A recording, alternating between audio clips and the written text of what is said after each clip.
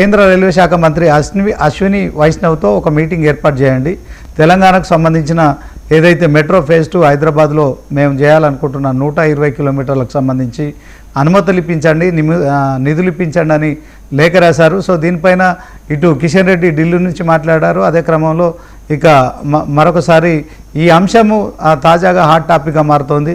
తెలంగాణ నుంచి 8 మంది ఎంపీలు, 8 మంది ఎమ్మెల్యేలను గెలిపించినందుకు బీజేపీ తెలంగాణ రాష్ట్రానికి మొండి చేయి చూపిస్తుంది. నిధుల విషయంలో కావచ్చు అన్నిట్ల వివక్ష చూపెడుతుంది. మరి కాంగ్రెస్ ప్రభుత్వం అధికారంలోకి వచ్చిన తర్వాత మరి గతంలో 3వ స్థానంలో ఉన్న హైదరాబాద్ మెట్రో ఇప్పుడు 8వ స్థానానికి పడిపోయింది. సో ఈ అంశంలో కేంద్రం కావాలనే వివక్ష చూపుతోంది. కిషన్ రెడ్డి దగ్గరుండి మరి తెలంగాణలో బీజేపీ పూర్తి స్థాయిలో పార్టీ కాంగ్రెస్కు ప్రభుత్వాన్ని సహకరిస్తే పార్టీ పూర్తిగా మరి కనుమరుగైపోతుందని చెప్తున్న నేపథ్యంలో ఒకసారి బీజేపీ నాయకురాలు ఉన్నారు సుంకర మౌనిక గారు, ఆమెతో మాట్లాడదాం. సీఎం రేవంత్ రెడ్డి లేఖ రాయడాన్ని ఎట్లా చూస్తారో, అదే క్రమంలో కిషన్ రెడ్డి గారు మరి వెంటనే తెలంగాణకు ₹1 వచ్చినా సంతోషపడే వాళ్ళలో నేను మొదటి వాడిని ఆయన చెప్తున్నారు. సో దీంట్లో మెట్రో ఫేజ్ 2ను కిషన్ రెడ్డి గారు అడ్డుకుంటున్నారా, అదే క్రమంలో బీజేపీకి తెలంగాణ రాష్ట్రంపై మరి పూర్తి స్థాయిలో అభివృద్ధి చేయాలనే విషయంలో మరి కావాలనే రాజకీయాలు చేస్తున్నారనే మరి రేవంత్ రెడ్డి కావచ్చు కాంగ్రెస్ నాయకులు చేస్తున్న ఆరోపణ ఎట్లా వస్తుంది? మౌనిక గారు గుడ్ ఈవినింగ్ అండి. మౌనిక గారు చెప్పండి, మీకు తెలంగాణ రాష్ట్రం అనేది భారతదేశంలో అంతర్భాగం. సో దీంట్లో మీరు ఈసారి ఖచ్చితంగా అధికారంలోకి రావాలనుకుంటున్నారు, కానీ నిధుల విషయంలో వివక్ష చూపెడుతున్నారు. హైదరాబాద్ మెట్రో ఫేజ్ 2కి మరి 13,000 కోట్ల రూపాయలు నిన్ననో మొన్ననో నిధులు విడుదల కావాల్సి ఉండే, కానీ దీంట్లో కిషన్ రెడ్డి మోకాలు అడ్డు పెడుతున్నారు. బీజేపీ తెలంగాణ రాష్ట్రంలో మరి పూర్తి స్థాయిలో కాంగ్రెస్కు సహకరిస్తే మరి కనుమరుగైపోతుందనే కామెంట్స్ రేవంత్ రెడ్డి కావచ్చు అదే క్రమంలో కాంగ్రెస్ మంత్రులంతా చేస్తున్నారు. ఏం చెప్తారు మేడం? కాంగ్రెస్ కి సహకరిస్తే ఎవరు కనుమరుగైపోతారండి? బీజేపీ కనుమరుగైతారు అంటున్నారు. బీజేపీ పార్టీ బీజేపీ మొత్తం దేశవ్యాప్తంగా ఎన్నో రాజ్యాలలో డబుల్ ఇంజన్ సర్కార్ తో ఉంటే కాంగ్రెస్ కనీసం గుప్పెడుగా 5 రాష్ట్రాలలో కూడా లేదు. బేసిక్ గా మినిమం 5 లో కూడా లేదు. అట్లాంటిది రేవంత్ రెడ్డి గారికి సపోర్ట్ చేయడం వల్ల బీజేపీ ఎందుకు కనుమరుగుతాయి? ఏం లాజిక్ అది? అసలు లాజికే లేదు. పాయింట్ 1. పాయింట్ 2, ఒక కేంద్ర మంత్రి ఒక రాష్ట్రం నుంచి ఉన్నప్పుడు ఖచ్చితంగా దానికి సంబంధించినవి మంచి స్కీమ్స్ ఏమున్నా అండ్ ఎస్పెషల్లీ ఇట్లాంటి మెట్రోకు సంబంధించిన ఇన్ఫ్రాస్ట్రక్చర్ ఖచ్చితంగా బీజేపీ తీసుకొస్తుంది. బీజేపీ అధికారంలోకి వచ్చిన 12 years లో ఇన్ఫ్రాస్ట్రక్చర్ అన్నిటికంటే ఫాస్ట్ గా గ్రో అయింది. సో మెట్రోకి సంబంధించి లేదా రైల్వేస్ కి సంబంధించి ఖచ్చితంగా కిషన్ రెడ్డి గారు దానికి సంబంధించి చేస్తున్నారు. వీళ్ళు అప్లై చేసిన దానిలో లోన్ లో టెక్నికల్ ఇష్యూ వల్ల ఆగిపోయింది, కానీ కిషన్ రెడ్డి గారు ఆపడం వల్ల కాలేదు. కాబట్టి రేవంత్ రెడ్డి గారు ఇప్పుడు వర్షాలు ప్రాబ్లం అవుతుంది సిటీలో, స్కూల్స్ స్టార్ట్ అయినాయి, వీళ్ళు సరిగ్గా అన్ని బుక్స్ కానీ పిల్లలకు యూనిఫామ్లు కానీ ఇవన్నీ రెడీ చేయలేదు. కాబట్టి ఇవన్నీ బ్యాక్లాష్ రాకముందే కిషన్ రెడ్డి గారి మీద ఒకటి బట్టగాల్చి మీద వేయడం వల్ల టాపిక్ డైవర్ట్ చేయొచ్చు అన్న ఉద్దేశంలో ఈ చీప్ నేరేటివ్ తీసుకొచ్చిందే తప్ప ఇక్కడ ఎట్లాంటి వ్యాలిడిటీ లేదు. ఎందుకంటే అక్కడ టెక్నికల్ ఇష్యూ వల్ల లోన్ ఆగిందే తప్ప దీనిలో పెద్దగా ఆపాల్సిన అవసరం లేదు అని కిషన్ రెడ్డి గారు చెప్పిండ్రు రేవంత్ రెడ్డి గారికి. అయినా కూడా నేను లేఖల మీద లేఖ రాసి దీన్ని ఒక ఇష్యూగా తెచ్చి దీని వల్ల కొంచెం పొలిటికల్ మైలేజ్ నేనేదో చేస్తున్నా అని ప్రజలు అనుకోవాలని రేవంత్ రెడ్డి గారు తాపత్రయం. ఎందుకంటే వారి ట్రాక్ రికార్డు బాగాలేదు కాబట్టి ఈ తాపత్రయంతోనే ఆయన ఎట్లాంటి స్టెప్స్ తీసుకున్నా కూడా ఆయనకు పెద్ద రిజల్ట్ ఏం రాదు అని నా ఒపీనియన్. Srinivas, okay madam. అంటే ఇప్పుడు దీంట్లో రేవంత్ రెడ్డి గారు మొదటి నుంచి కిషన్ రెడ్డి మీద సైంధవుడిలో అడ్డుకుంటున్నాడని, అంటే ఓవరాల్గా కాంగ్రెస్ ప్రభుత్వంకు అలాగే బీజేపీ ప్రభుత్వానికి బద్ద శత్రుత్వం ఉంటుంది.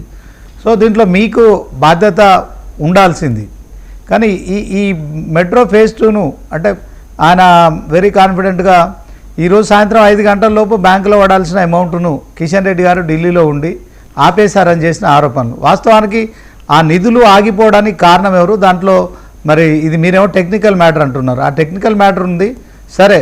ఇక మరి కేంద్ర రైల్వే మంత్రితోని ఒక మీటింగ్ అరేంజ్ చేయించండి అర్జెంట్. కానీ కిషన్ రెడ్డిని రేవంత్ రెడ్డి కోరిన దాని పట్ల మీరు బీజేపీ లీడర్గా ఎట్లా స్పందిస్తారు? అదే అండి, ఇక్కడ రేవంత్ రెడ్డి గారికి రైల్వే మినిస్టర్ తో అవసరం లేదు. ఇక్కడ కిషన్ రెడ్డి గారు కూడా డీల్ చేస్తారు, ఎందుకంటే ఆయన కూడా ఒక కేంద్ర మంత్రి. మీరు అక్కడ రైల్వే మినిస్ట్రీ నుంచి వచ్చినా కూడా ఇక్కడ రెస్పాన్సిబిలిటీ కిషన్ రెడ్డి గారిది కాబట్టి కిషన్ రెడ్డి గారు దాన్ని ట్రాక్ చేయాల్సిన అవసరం ఉంటది. ఆయన బాధ్యత కూడా ఈ రాష్ట్రంలో ఏది చేసినా కూడా కేంద్రం నుంచి అయ్యే నిధులతోని. కాబట్టి కిషన్ రెడ్డి గారిని అడగకుండా ఆయనని బైపాస్ చేస్తూ మీరు రైల్వే మినిస్టర్ తో నాకు అపాయింట్మెంట్ పెట్టించండి అంటే, మీకు రైల్వే మినిస్టర్ తో అపాయింట్మెంట్ పెట్టియడం పెద్ద విషయం కాదు. కానీ అక్కడ అవసరం ఏముంది? లోన్ టెక్నికల్ ఇష్యూ వల్ల ఆగిపోయింది అని ఇక్కడ క్లియర్ గా కిషన్ రెడ్డి గారు చెప్పినా కూడా మాటల యుద్ధం చేస్తూ ఆయన ఈగోని హర్ట్ చేయడం. ఇప్పుడు మీరు ఇప్పుడు ఒక పని చేయగలరు, మీరు చేసే పనిని ఇంకొకరితో చేపించండి అని మిమ్మల్ని అడగాల్సిన అవసరం ఏమున్నది? ఎందుకు అట్లా అడగడం?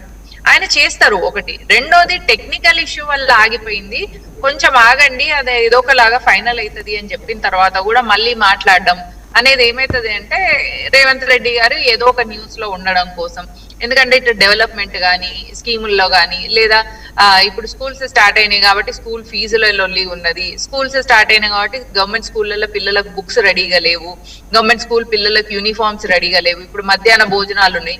ఇవన్నిటి మీద నుంచి దృష్టి మరలించడం కోసం కిషన్ రెడ్డి గారి మీద ఇట్లా బట్టగాల్చి మీదేసి ఏదో కొంచెం టైం పాస్ చేసి ఒక 4-5 రోజుల తర్వాత మళ్ళీ ఇంకొక కొత్త టాపిక్ తీస్తూ టైం పాస్ పాలిటిక్స్ చేస్తున్నారు రేవంత్ రెడ్డి గారు. ఎందుకంటే అది ఇందాక చెప్పినట్టే, నేను అన్నట్టుగానే ఇప్పటి నుంచి అడ్డిమారి గుడ్డి దెబ్బల వీళ్ళు కూడా ఊహించలే కాంగ్రెస్ అధికారంలోకి వస్తే తెలంగాణలో.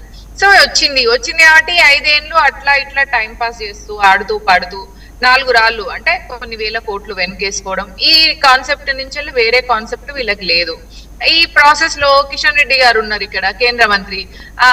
సెంటర్ నుంచి మాకు ఇది వస్తలేదు, సెంటర్ అన్యాయం చేస్తుంది, సెంటర్ ఇట్లా చేస్తుంది, బీజేపీ కేంద్రంలో ఉండి మాకు నిధులు ఇస్తలేదు అనే ఈ నేరేటివ్ ని బిల్డ్ చేస్తూ చేస్తూ చేస్తూ రేవంత్ రెడ్డి మీద సింపతి తీసుకురావడం కోసం, ప్రజల దగ్గర సింపతి కోసం ఇట్లాంటివి చేస్తున్నారు. కానీ ప్రజలు అన్ని గమనిస్తుంటారు. భారతీయ జనతా పార్టీ ఒక రాష్ట్రాన్ని ఇగ్నోర్ చేసి ఇంకో రాష్ట్రాన్ని గ్రో చేయదు. ప్రతి రాష్ట్రాన్ని ప్రతి దేశంలో భాగంగా చూస్తుంది కాబట్టి ఏదేదైతే రాష్ట్రాన్ని ఇగ్నోర్ చేస్తామో అక్కడ యాంటీ సోషల్ ఎలిమెంట్స్ గ్రో అవుతారు అనే విషయం భారతీయ జనతా పార్టీకి తెలుసు. కాబట్టి ఎట్టి పరిస్థితుల్లో కూడా ఏ స్టేట్ ని ఇగ్నోర్ చేసే ప్రసక్తి లేదు. అది ఫైనాన్షియల్ గా కావచ్చు, స్కీమ్స్ వల్ల కావచ్చు, ఇన్ఫ్రాస్ట్రక్చర్ వల్ల కావచ్చు, యూత్ కి వచ్చే వాటి విషయాల్లో కావచ్చు, రైతులకు వచ్చే బీమాల విషయమైనా కావచ్చు, ఏ విషయంలోనైనా ఏ రాష్ట్రాన్ని ఇగ్నోర్ చేయదు. ఎందుకంటే అది నేషన్ సెక్యూరిటీకి ప్రాబ్లం అవుతుంది. ఎస్పెషల్ గా హైదరాబాద్ ని తెలంగాణని ఇగ్నోర్ చేసే ప్రసక్తే లేదు. ఎందుకంటే ఇక్కడ ఓల్డ్ సిటీలో ప్రపంచంలో ఎక్కడ ఏ టెర్రరిస్ట్ యాక్టివిటీ జరిగినా కూడా ఓల్డ్ సిటీ నుంచి మూలాలు ఉంటాయి. కాబట్టి ఇక్కడ భారతీయ జనతా పార్టీ అధికారంలోకి తెచ్చి అట్లాంటి యాంటీ సోషల్ ఎలిమెంట్స్ ని తీసేయాలనే ఉద్దేశంతోనే భారతీయ జనతా పార్టీ తెలంగాణ మీద ఒక నజర్ పెట్టి ఉన్నది. అట్లాంటప్పుడు ఇక్కడ ఇన్ఫ్రాస్ట్రక్చర్ కోసం గానీ ఇట్లాంటి గానీ ఆపే ప్రసక్తే ఉండదు. రేవంత్ రెడ్డి గారు ఊరికే ఒక డైవర్షన్ పాలిటిక్స్ చేయడం, రెండోది ఆయన కౌంటర్ వేయడానికి కిషన్ రెడ్డి గారి మీద అట్లా బట్టగాల్చి మీదేయడం లాంటివి చేస్తున్నారు అని నా ఒపీనియన్. మౌనిక గారు, ఇప్పుడు తెలంగాణ రాష్ట్ర ఏర్పాటును మొదటి నుంచి ప్రధాని నరేంద్ర మోడీ కావచ్చు, మొన్న పార్లమెంట్లో కూడా ఒక ఎంపీ మాట్లాడడం కావచ్చు, తెలంగాణ రాష్ట్ర ఏర్పాటును పాకిస్తాన్ ఇండియా లాగా విభజించినట్టు ఎంపీ మాట్లాడడం, అదే క్రమంలో నరేంద్ర మోడీ గారు తల్లిని చంపి బిడ్డను బతికించారని చెప్పడం కావచ్చు. అంటే బీజేపీ నెక్స్ట్ మేమే అధికారంలోకి వస్తున్నాం తెలంగాణలో అని చెప్తున్నారు. కానీ ఈ తెలంగాణ రాష్ట్ర ఏర్పాటును మీరు అవమానం చేస్తున్నారని కూడా మాట్లాడడాన్ని ఎట్లా చూస్తారు మేడం? తెలంగాణ రాష్ట్ర ఏర్పాటుని ఎప్పుడు భారతీయ జనతా పార్టీ అవమానించలేదండి. తెలంగాణ రజాకర్ల నుంచి విముక్తి పొందిన దినాన్ని ఎప్పుడు భారతీయ జనతా పార్టీయే సెలబ్రేట్ చేస్తుంది. ఇంకా రీజనల్ పార్టీ అయిన కేసీఆర్ గారి పార్టీ, అదే బీఆర్ఎస్ టీఆర్ఎస్ ఆ గందరగోళం ఏందో అర్థమే కదా కలిగురగంప. కేసీఆర్ గారి పార్టీ గాని లేదా రేవంత్ రెడ్డి గారి కాంగ్రెస్ పార్టీ గాని తెలంగాణ విమోచన దినోత్సవాన్ని జరుపుకోదు. భారతీయ జనతా పార్టీయే ప్రతిసారి జరుపుతుంది. కాబట్టి తెలంగాణకి బీజేపీ వ్యతిరేకం అని చెప్పేసి నాన్ సెన్స్ మాటకు వ్యాలిడిటీ లేదు ఒకటి. రెండో విషయం ఏంటంటే, తెలంగాణ కేసీఆర్ గారి మూవ్మెంట్ ఏదైతే ఉందో అది ఓన్లీ రాష్ట్ర విభజన కోసం ఫామ్ అయింది. అది రాష్ట్ర విభజన అయిపోయింది, అక్కడికే అయిపోయింది. భారతీయ జనతా పార్టీ ఎప్పటి నుంచి అయినా కూడా చిన్న రాష్ట్రాలకు మొగ్గు చూపుతూనే ఉన్నది. మేము కాకినాడ బైఫర్కేషన్ అప్పుడు కూడా కాకినాడలో కూడా ఏమని చెప్పిండ్రు, భారతీయ జనతా పార్టీకి ఓటేయండి అప్పుడే తెలంగాణ ఇస్తామని చెప్పేసి ఎప్పుడో చెప్పింది. అది అట్లాంటి బీజేపీని 1970s 80s టైంలోనే కాకినాడ దానిలోనే చెప్పినప్పుడు ఇప్పుడు కొత్తగా తీసుకొచ్చి బీజేపీ తెలంగాణకు వ్యతిరేకం అని మాట్లాడడం ఏదైతే ఉందో బీఆర్ఎస్ కాంగ్రెస్ కలిసిపోయి దొంగలు కలిసి ఊర్లు పంచుకున్నట్టు ఒకసారి మీరు అధికారంలోకి రండి, మీ మీద విరక్తి వస్తుంది ప్రజలకు, రాగానే అప్పుడు మేము వస్తాం, మళ్ళా తర్వాత మేము చేసే పనులకు ప్రజలకు మా మీద కూడా యాస్ట్ వస్తుంది, రాగానే అప్పుడు మిమ్మల్ని గెలిచాం అంటే ఒకసారి బీఆర్ఎస్ ఒకసారి కాంగ్రెస్, ఒకసారి బీఆర్ఎస్ ఒకసారి కాంగ్రెస్ కలిసి మనం దొంగలు కలిసి ఊర్లు పంచుకున్నట్టు మనం తెలంగాణను లూటీ చేద్దాం, సర్ప్లస్ బడ్జెట్ ఉన్న తెలంగాణని మనం లోటు బడ్జెట్ కి తీసుకెళ్దామని వీళ్ళు ప్లాన్ వేసుకుంటున్నారు. కానీ భారతీయ జనతా పార్టీ వీళ్ళ ప్లాన్లను వర్కౌట్ కానియదు. ప్రజలు లోపల చైతన్యం వచ్చి ప్రజలందరూ ఈ పార్టీస్ రెండు కూడా వేస్ట్, బీజేపీయే బెటర్ అని గ్రహించి బీజేపీకి ఓటేషన్ నాడు ఖచ్చితంగా భారతీయ జనతా పార్టీ తెలంగాణలో అధికారంలోకి వస్తుంది. మౌనిక గారు, ఇంకొక అంశము, గతంలో బీఆర్ఎస్ అధికారంలో ఉన్నప్పుడు కాళేశ్వరం లాంటి 1 లక్ష కోట్ల ప్రాజెక్టు నిర్మించినప్పుడు కేంద్రం నుంచి ₹1 కూడా ఇవ్వలేదని బీఆర్ఎస్ ఆరోపించింది. సో దాంతోపాటు పాలమూరు రంగారెడ్డికి కూడా కేంద్రం నుంచి నిధులు ఇవ్వలేదు. సో దీంట్లో గతంలో అధికారంలో ఉన్న బీఆర్ఎస్ పార్టీ ఇదే ఆరోపణలు చేస్తుంది. ఇప్పుడు కాంగ్రెస్ 2.5 ఏళ్ల పాలలో కూడా టార్గెట్ బీజేపీ అన్నట్టుగా మాట్లాడుతున్నారు. సో మీరేమో విభజన హామీలు కూడా ఇంకా ఈ తెలంగాణ ప్రత్యేక రాష్ట్రానికి నెరవేర్చడం లేదని ఇద్దరు కలిసి ఆరోపిస్తున్నారు. సో రెండు పార్టీలు, ఇటు కాంగ్రెస్ బీఆర్ఎస్ రెండు పార్టీలు కూడా ఆరోపిస్తున్నాయి. సో దీన్ని ఎలా చూడొచ్చు అంట? అది మళ్ళీ రాంగ్ అయిపోతుందండి, టోటలీ డిఫరెంట్ టాపిక్ అయిపోతుంది. కాళేశ్వరంలో మొత్తం ఎంత లూటీ చేసిండ్రు, ఎంత కరప్షన్ చేసిండ్రు అనేది మనకు ఆ రిపోర్ట్ కూడా ఉన్నది, మీరు చూసిండ్రు. ఒక జర్నలిస్ట్ గా మీకు నేను చెప్పాల్సిన అవసరం లేదు. అయితే కాళేశ్వరంలో వీళ్ళు చేసిన స్కామ్ గానీ, బీఆర్ఎస్ వాళ్ళు చేస్తున్న లూటీలు గాని, వాళ్ళు చేస్తున్న వేల కోట్ల అక్రమ ధనార్జనను గాని ప్రజలు గుర్తించిండ్రు కాబట్టి వాళ్ళని అధికారంలోకి తీసేసిండ్రు అనేది మనకు అర్థమవుతుంది. రేవంత్ రెడ్డి గారికి అసలు అట్లాంటి లాంగ్ విజన్ ఏం లేదు. కాస్త కోస్త ఇంకా కేసీఆర్ గారికి కొద్దో గొప్ప కాళేశ్వరం సంబంధించి ఏదో విజన్ ఉన్నది, ఏదో చేసిండ్రు ఆయన అని ఆయనను అప్రిషియేట్ చేయొచ్చు. కానీ రేవంత్ రెడ్డికి అసలు ఎలాంటి ఉద్దేశాలు లేవు. ఓన్లీ ఎక్కడెక్కడ ఏ ప్రోగ్రామ్స్ చేద్దామా, దానిలో నుంచి మనకి ఎన్ని కమిషన్లు వస్తాయా, దీనికి మించి కాంగ్రెస్ లో వేరే ఆలోచన ఉన్నది. ఎందుకంటే అది కమిషన్ కాంగ్రెస్ అయితే ముస్లింలు అంటే కాంగ్రెస్ అంటే ముస్లింల మైనారిటీ అపీస్మెంట్ చేసే కాంగ్రెస్ అని అనాలి, లేదా కమిషన్ల కోసం కకృతి పడుతున్న కాంగ్రెస్ అని అనాలి. అంతేగాని అనవసరంగా ఇప్పుడు ఆ కాళేశ్వరం గాని ఆ ప్రాజెక్టులు తీసుకొచ్చి కేంద్రం తెలంగాణకు అన్యాయం చేసింది అనేది మళ్ళీ సేమ్ బీజేపీ మీద అలిగేషన్స్ వేయడమే. ఆ అలిగేషన్స్ లో ఎట్లాంటి వాస్తవం లేదు. ఎన్నోసార్లు స్పోక్స్ పర్సన్స్ గానీ బీజేపీ లీడర్స్ గానీ దీనికి సంబంధించి మీకు నేరేటివ్ ఇచ్చినారు. రేవంత్ రెడ్డి గారి డైవర్షన్ పాలిటిక్స్ ని ప్రజలు అర్థం చేసుకోవాలని నేను కోరుకుంటున్నాను. శ్రీనివాస్ గారు. ఓకే మౌనిక గారు, ఇప్పుడు పక్క రాష్ట్రమైన ఆంధ్రప్రదేశ్ అంటే మీ కూటమిలో ఉంది కనుక ఆంధ్రప్రదేశ్కి ఎక్కువ నిధులు ఇస్తున్నారు. ఈ మెట్రో విషయంలో కూడా ఏపీకి గ్రీన్ సిగ్నల్ ఇచ్చారు, కానీ ఇక్కడ ఇవ్వట్లేదు. ఇక్కడ మీరు 50% వాటాకు వస్తామంటున్నారు, ఆ వాటాకు రావట్లేదు. అదే క్రమంలో మొత్తానికి రాష్ట్ర ప్రభుత్వం పూర్తి స్థాయిలో అప్పు తీసుకొని అయినా మేము మెట్రో విస్తరిస్తామంటే దానికి కూడా మీరు సహకరించట్లేదు. ఇది రేవంత్ రెడ్డి గారి ఆరోపణ, ఏం చెప్తారు? ఇది ఎల్ఎన్టీది చూసినామండి మనం ఇదివరకు. ఎల్ఎన్టీ కూడా అక్కడ ఫండ్స్ లో మళ్ళీ వాళ్ళ వర్కింగ్ సిస్టమ్ లో లాస్ వచ్చి కొంచెం డిస్టర్బెన్స్ అయ్యి వాళ్ళు కూడా వెనక్కి వెళ్ళిండ్రు, అది మనం చూస్తున్నాం. పాయింట్ 1. రెండో పాయింట్ మనం చూస్తే ఇంతవరకు ఉన్న మెట్రోస్ అన్నిట్లో కూడా చాలా వరకు ఎల్ఎన్టీ ఇన్వాల్వ్మెంట్ ఉండేది. ఇప్పుడు దాంతో డీల్ బ్రేక్ అవ్వడం వల్ల ఇప్పుడు కొత్త దానికి మళ్ళీ తీసుకొస్తారు. కానీ ఇక్కడ రేవంత్ రెడ్డి గారు అప్పు నేను తీసుకొని 50% కాదు మొత్తం నేనే కడతా అనంటే, వీళ్ళు రేపు అధికారం నుంచి వెళ్ళిపోయిన తర్వాత ఇప్పుడు దీనిలో అక్రమంగా మొత్తం కరప్షన్ చేసిన అనుకోండి, అది మొత్తం మళ్ళా కేంద్రం మీదనే పడుతుంది కదండి ఆ లోన్. కాబట్టి వీళ్ళు ఎంత అక్రమంగా చేస్తున్నారు అనేటప్పుడు వీళ్ళ మీద ఒక నిఘా పెట్టి దానికి సంబంధించి ఎంతవరకు వీళ్ళు మిస్యూజ్ చేస్తున్నారు, ఎంతవరకు యూజ్ చేస్తున్నారు అనేది గమనించి ఇవ్వాల్సిన బాధ్యత కేంద్రంది. కాబట్టి ఎన్డీఏ కూటమిలో ఉన్న వాళ్ళు ఆ టర్మ్స్ అండ్ కండిషన్స్ ఫాలో అవుతారు. కాబట్టి బీజేపీ విజన్ ని వాళ్ళు ముందుకు తీసుకెళ్తారు. కాబట్టి ఎన్డీఏ కూటమిలో ఉన్న ఏపీలో ఎక్కువ ఇవ్వడం అనేది జరుగుతుంది. కాంగ్రెస్ ఏ విషయంగానైనా కరప్ట్ పార్టీ కదండి. మనం కాంగ్రెస్ ని చూస్తున్నాం కూడా. మనం ఇక్కడ తెలంగాణలో ఎలక్షన్స్ బస్సులను ఇక్కడ ఉన్న వాటిని తీసుకెళ్లి వేరే రాష్ట్రాలలో ఎలక్షన్ క్యాంపెయిన్ కి వాడడం అనేది చేస్తుంది.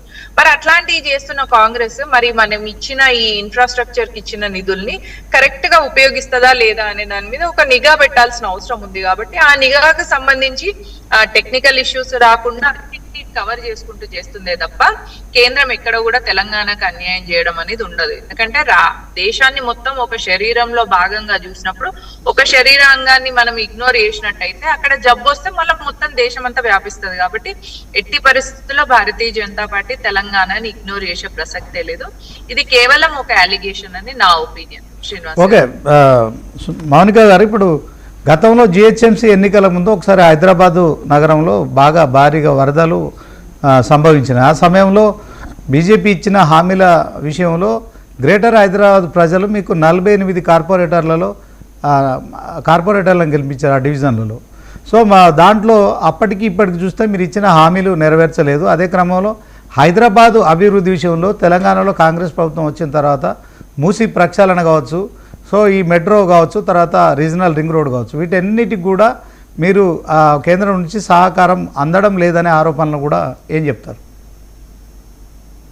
ఇక్కడ స్టేట్ లో ఫండ్స్ వచ్చిన తర్వాత స్టేట్ ఆ ఫండ్స్ తోని కంటిన్యూ చేస్తుంది కానీ కేంద్రం నుంచి ఊరికే బురద జల్లడం అనేది రాంగ్ నేరేటివ్ అండి. ఇక్కడ వీళ్ళు చేయలేకపోతున్నారు. పాయింట్ రెండో పాయింట్, కార్పొరేటర్లు వచ్చిండ్రు కానీ మేయర్ బీజేపీ మేయర్ కాలేదు కదా.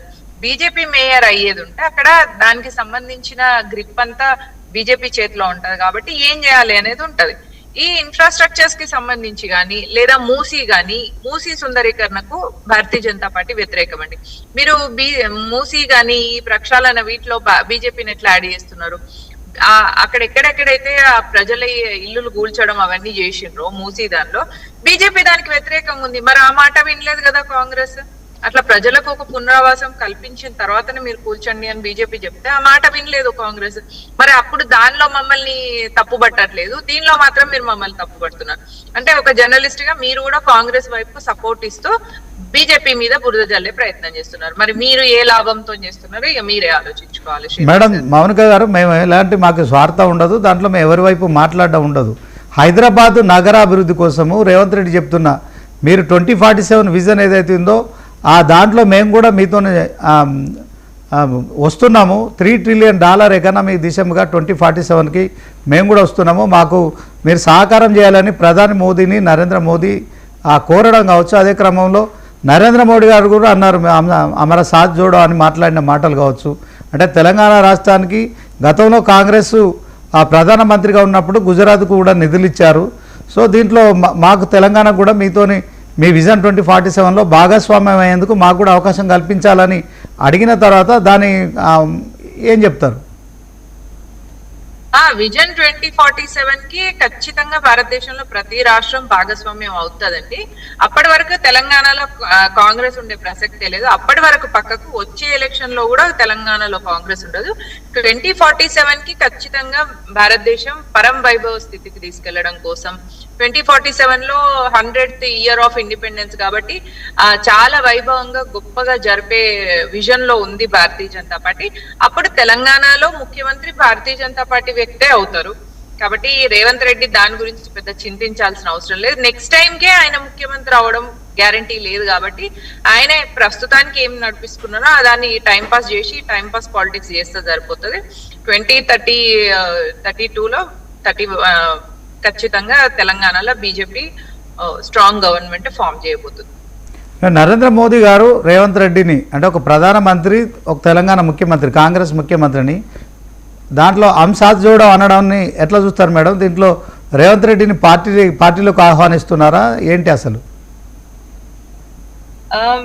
వారంతటా వారికి భారతీయ జనతా పార్టీ సిద్ధాంతం నచ్చి వస్తే ఆబ్వియస్లీ ఆహ్వానిస్తారండి. భారతీయ జనతా పార్టీ అనేది భారతదేశంలో పుట్టిన ప్రజలందరి పార్టీ. ఇది ఒక ఫ్యామిలీ పార్టీ కాదు కాబట్టి ఎవరైనా invited. Even Srinivas garu, you are also invited in to BJP.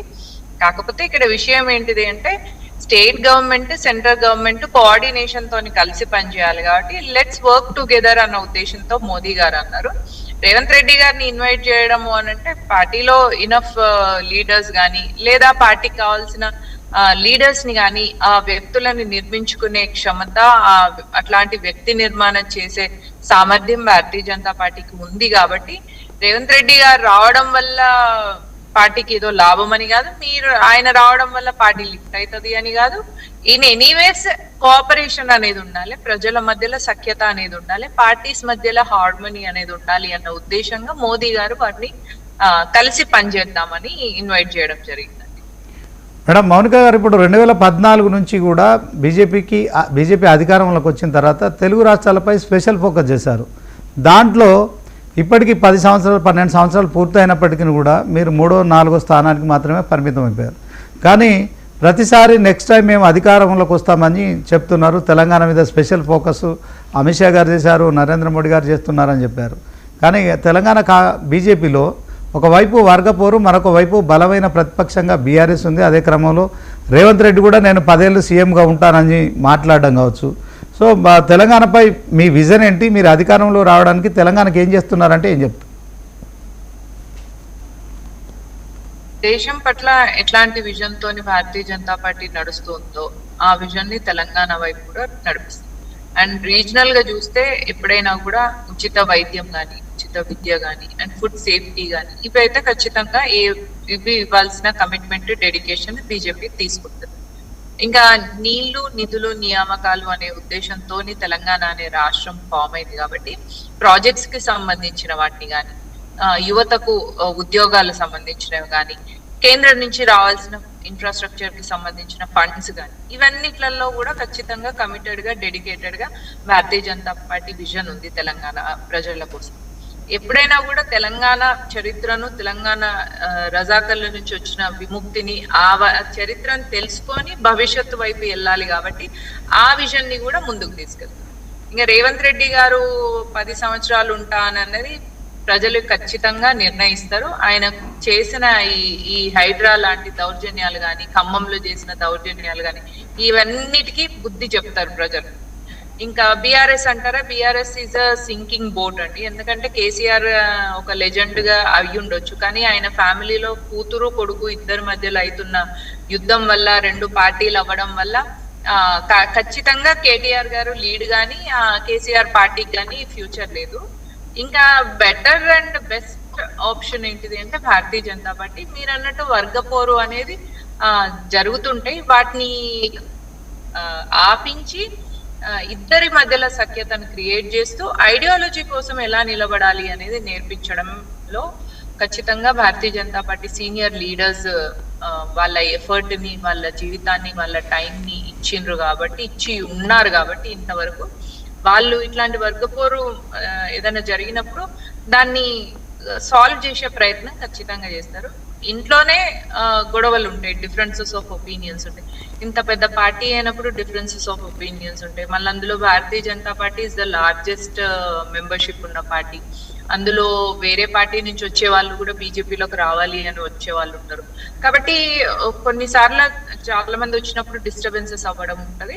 ఆ డిస్టర్బెన్సెస్ ని కవర్ చేసి సఖ్యతను తీసుకొచ్చి అధికారంలోకి వచ్చే ప్రయత్నం చేస్తాం. వెస్ట్ బెంగాల్లో బార్డర్ శత్రు దేశంతో షేర్ చేసుకున్న అట్లాంటి కాంప్లికేటెడ్ రాష్ట్రంలోనే అధికారంలోకి వచ్చినప్పుడు తెలంగాణలో తెలంగాణ ప్రజలకు జాతీయత భావం ఎక్కువ ఉంటది.